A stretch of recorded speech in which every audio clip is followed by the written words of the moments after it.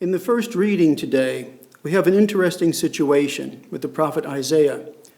He starts off singing a song about his friend's vineyard, and as the reading goes on, it turns into a court scene and a condemnation, where the friend is actually condemning his own vineyard. Well, in this parable that Isaiah gives us, the friend is Yahweh, is God, and the prophet is his spokesperson. But the vineyard in Hebrew poetry was a symbol for the beloved, for the bride. And the bride and the beloved in this case are the kingdom of Judah and the city of Jerusalem. They are the beloved of God. And they were chosen to do certain things. They were chosen to produce certain fruits, and they haven't done this. And this is where the condemnation comes in. They were supposed to produce these luscious grapes, and instead they produced sour grapes.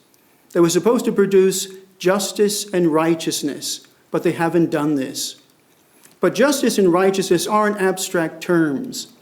Justice means, when I'm just, that I stand in right relationship to everything, that my relationship to everything around me brings joy to everything, brings joy to people, brings joy to things. There's a right relationship. It brings life to both of us.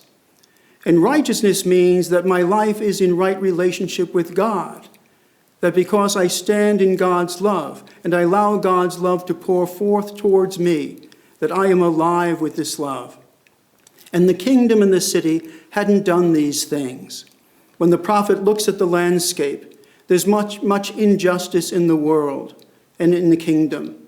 When he looks at what's being done or not being done, there are many poor, there are many disenfranchised, there are many widows and orphans, there are many aliens in the land, and they're not being attended to. The land itself is not being attended to, and so there is no justice in the land. All these relationships have broken down. And they've broken down because the relationship with God, with Yahweh, has broken down. This should have been the source of life. If they stood in his love and allowed his love to flow through them, then justice would have been a part of the world. This would have been a part of their consciousness, but this simply doesn't happen. A similar thing is going on in the gospel reading, where we hear another parable, and of course it's of another vineyard. But the interesting thing in both these parables is that the listeners agree to the condemnation. They don't understand that the parables are about themselves until later on. And all of a sudden, they do realize, at the end of the gospel, we hear that the scribes and the Pharisees and the high priests understood that Jesus was talking about them, but they were not in right relationship. But they didn't understand that all these things were being said about them, because they didn't understand that they were doing all these injustices. And I think when we look at our own day and age and ourselves, we're in a very similar situation. If we look at our land, our kingdom, so to speak, it's not in a very good shape. There's a lot of injustices in the land. When we think of the poor, when we think of the disenfranchised, when we think of the immigrants, when we think of the migrant workers, when we think of unwed mothers, when we think of all the children who are starving, the injustices pile up one after another. And then we think of the land and the fires and the floods and all these things in which we have had a hand, we have caused in some way. But we don't think in terms of we're at fault here. We don't think in terms of this is my fault, because we haven't actually initially perpetrated these things or done something to cause these things. And yet what the Gospels are telling us is your way of life causes these things. Your way of life is the subtle undertow that brings all these things down. And this is what you have to look at. And I think when we look at these things and all these things, the disasters happening around us, what we hear every day in the papers, it's like this incessant prophetic voice screaming at us, look at what's around you and start doing something about it. But it's so vast that we very often feel helpless to do anything. And this is where I think St. Francis, whose feast we celebrate today, is very, very important. When I think of St. Francis and his life, I think what characterizes it most of all for me is what I would call a contemplative courtesy. Now, St. Francis loved troubadours. He wanted to be a troubadour, minstrels who went around the countryside singing and composing songs. He composed songs to Lady Poverty, to all of creation, hymns to God. So he was very much of this ilk. And there was a characteristic of the troubadours was courtesy. But now when I think of courtesy, what courtesy is for me is it's an openness that welcomes someone or something. It's an openness where I, through gesture or word, invite someone into my life, and I let someone feel comfortable there. The contemplative is also a very important part of this. Contemplation means I don't look at things simply on the exteriors. I don't simply see things as they are. When I contemplate something, what I'm doing is I'm so dwelling with something that I'm able to enter into the inside of it. I'm able to be at the heart of something. I'm able to get a feel for its life. I'm able to be touched by its very life, by its very heart, and I can take this into myself, into my own heart. This is what contemplation does. And Francis, for me, was the epitome of contemplative courtesy. Everything around him, he rejoiced in. Everything around him, he understood from the inside out. He lived from the inside of things, and this is what threw his life into great joy. But it also enabled him to understand the Creator. And what we have with Francis with regard to righteousness is his right relationship with the Lord, something that he cultivated beyond all other things.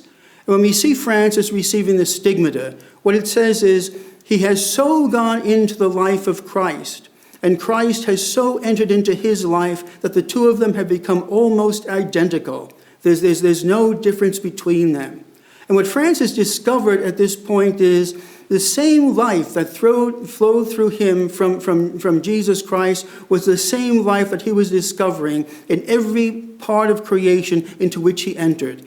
And this is why he calls everything brother and sister. It's not simply a poetic way of talking about things. He meant it more literally than siblings are brother and sister to each other, because everything comes from this life of God. Everything is filled with this life of God. Everything is alive with the life of God. The same life flows through all of us. The same life unites all of us together. And this is where the courtesy and the contemplation for Francis, as I said, throws him into paeans of joy and rejoicing in God's name, because he discovers in all these things the presence of God in the world. Now, this is a stance that I think we can all somehow acquire. It became for Francis a way of life, and has been for many saints throughout the course of the ages. And we can also do it, but it's not something that you can do all at once. I think it takes little steps and little bits of doing it here and doing it there until it really does become a habitus or a habit for us, and eventually a way of life. And I was going to suggest that during this week, each of us try to be contemplatively courteous to something or someone, whether it's a spouse or a friend or an enemy or a pregnant mother or a tree or a rock or a stream, just for the week, to sit and dwell with something in such a way that you can enter into its very heart, that you get the feel for the inside of its life, and that you take it into yourself. This is how peace comes into the world, that when we understand everything as God's creature in this way, that the same life that flows through them flows through me, and where I am courteous to them, where I create space where they can enter into my life and I can enter into theirs. This is how peace comes about in the world.